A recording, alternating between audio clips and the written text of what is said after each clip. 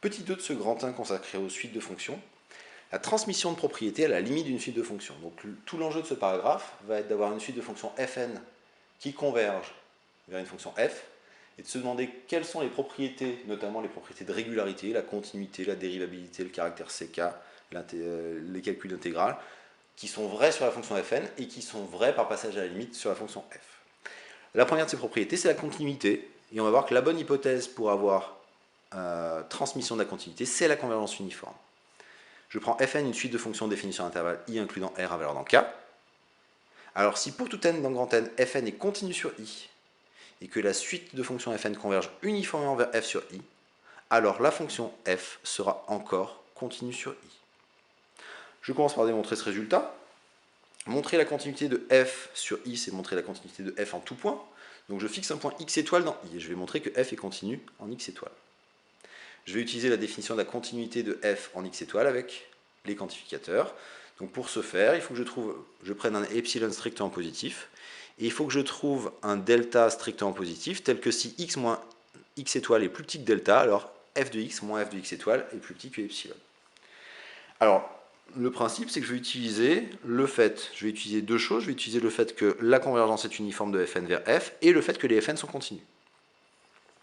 Comme j'ai le sup des modules de fn de t moins f de t qui tend vers 0 pour t dans i, je sais que je peux trouver un n0, alors on pourrait dire tel que pour tout n supérieur ou égal à n0, mais en particulier pour le rang n0 c'est vrai, le sup des modules de fn de t moins f de t pour t dans i est plus petit que epsilon sur 3, alors le epsilon sur 3 il est là pour retomber sur nos pattes à la fin avec l'epsilon, mais il n'y a pas de problème.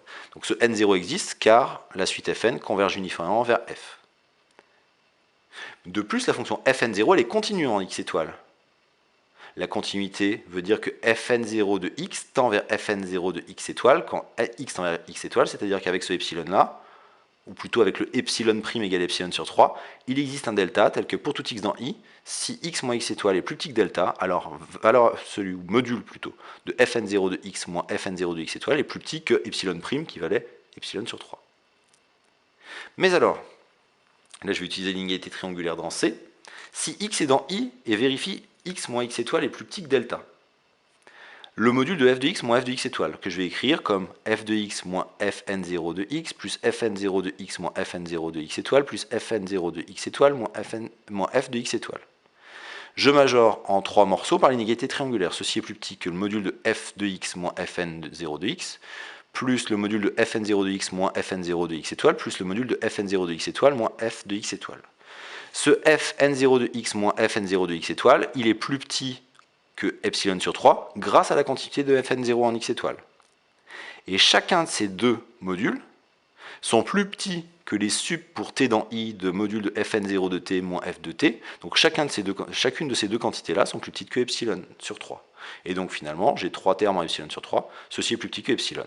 J'ai donc bien démontré que quel que soit epsilon strictement positif, il existe un delta tel que pour tout x dans i, si x moins x étoile est plus petit que delta, module de f de x moins f de x étoile est plus petit que epsilon, ce qui est bien le fait que f de x tende vers f de x étoile quand x tend vers x étoile, ce qui justifie bien que f est continu en x étoile, comme c'est vrai pour tout x étoile dans i, f est continu sur i, et donc on a transmission de la continuité par convergence uniforme.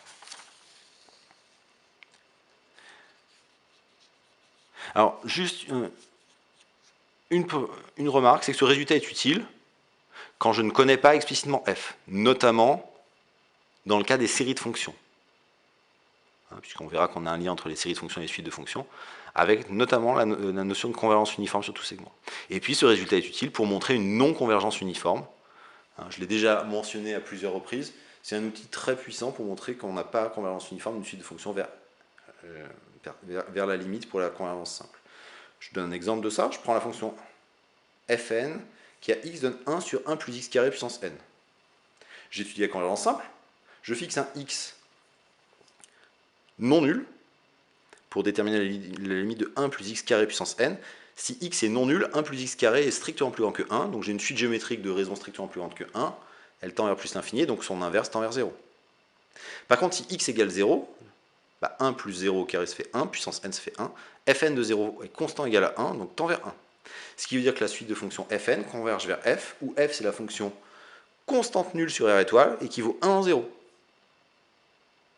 Comme j'ai cette convergence simple, comme les Fn sont continus sur R pour tout n, hein, c'est l'inverse d'une fonction continue dont le dénominateur ne s'annule pas, et que f est discontinu en 0, on n'a aucune chance d'avoir convergence uniforme de Fn vers f sur R, puisque s'il y avait convergence uniforme, comme les Fn sont continus sur R, f devrait être continu sur R. D'ailleurs, hein, on verra un peu plus tard que souvent on ne travaillera pas forcément sur l'intervalle i, mais sur d'autres intervalles inclus dans i. Si, au lieu de prendre R tout entier, je prends i un intervalle qui contient 0, je n'ai aucune chance d'avoir convergence uniforme de Fn vers f sur i, dans la mesure où Fn est continu sur i, et que f ne peut pas l'être, puisque si 0 appartient à i, f ne sera pas continu sur i.